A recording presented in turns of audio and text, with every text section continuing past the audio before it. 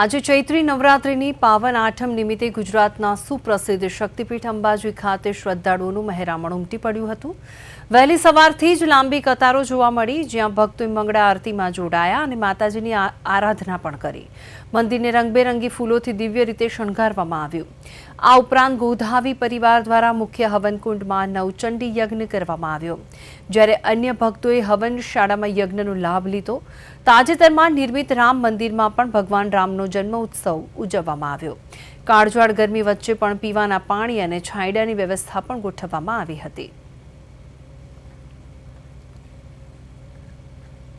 લોકોને મારા તરફથી હેપી નવરાત્રી અને રામનવમીની ખૂબ ખૂબ શુભેચ્છાઓ। હું આવી છું આજે અંબાજી માં જોડે નવરાત્રી મનાવવા। અહીંયા બહુ સરસ અનુષ્ઠાન ચાલે છે, યજ્ઞ ચાલે છે અને માની કૃપા વરસે છે। ચૈત્રી નવરાત્રી ચાલી રહી છે। ચૈત્રી નવરાત્રીમાં આજે અષ્ટમી છે।